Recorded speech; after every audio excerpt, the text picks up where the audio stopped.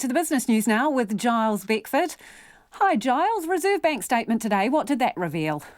Well, it was a bit of the curtain raiser to tomorrow's budget, if truth be known. It kept the cash rate steady at 0.25%, as we expected, and everybody didn't expect any movement there. It's pumped up its bond buying programme, remembering this is what they call quantitative easing.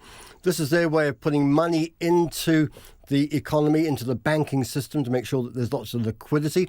But also it's the Reserve Bank's way of keeping a lid on interest rates because it's dictating what bonds are bought at. It's in the market, so it tends to set the rate. The aim of that is to keep the borrowing cost for ourselves as consumers and for businesses and homeowners to keep them down as much as possible.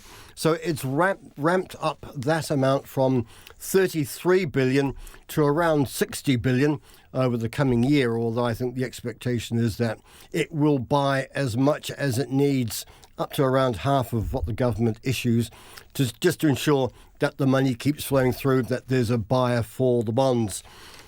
It didn't really show any enthusiasm for the concept of negative interest rates, and this is one that gets some of the nerds in the financial markets quite excited. As they've done in parts of Europe and Japan, this is where, for instance, our cash rate would go below zero. And in fact, one of the bank economists a couple of weeks ago was suggesting it could be 0.5%, 0.5% below zero, minus 0.5%. In essence, that would see the Reserve Bank charging a retail bank to keep money in the bank, look after its own. Now, people ask, does that mean that the rate that I would pay for my mortgage and for my credit card would turn negative? In reality, possibly not, but it would certainly being downward pressure on those rates. But there's not too much enthusiasm, I think, in the Reserve Bank at the moment. They've asked the retail banks, their systems simply don't fit with negative interest rates. They've asked them to be ready by the end of the year. So perhaps that's one thing to look out for next year, depending on the severity of the economic downturn, negative interest rates. But for the time being, the Reserve Bank is putting its money, is putting its bets that buying bonds will keep the economy buoyant. It will keep it liquid. Of course, it is playing a support act to the government because the real effective measures in countering the economic impact of COVID-19 is not necessarily interest rates. It's actually what the government's willing to do by way of wage subsidies, support for industries, whether it be tourism, whether it looks to bail out particular companies or particular sectors, what it spends on health, just basic incomes for people. So those are the key measures. The Reserve Bank's playing second fiddle to those. Looking through the Reserve Bank economic forecasts, they put out a full suite of them today.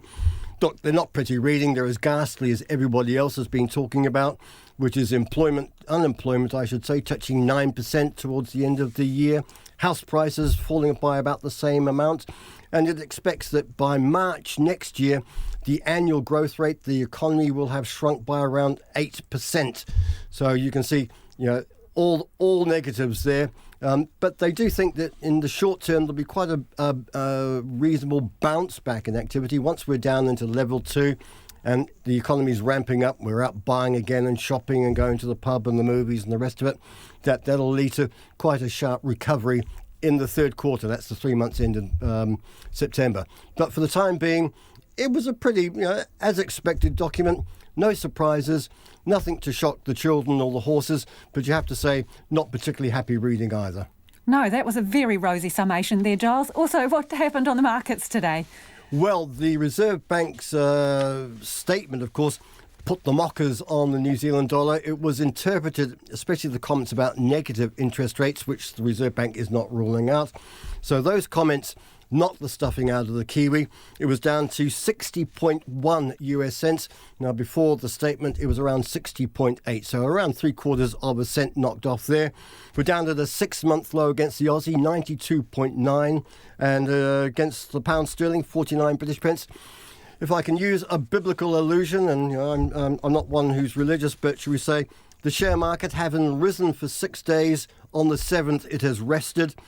Top 50 index down 30 points. That's about 0.25 percentage point. 10,788. Tomorrow, everybody looking to the budget. Exactly. Thanks, Giles. Have a good budget day. That was Giles Beckford with our Business Wrap.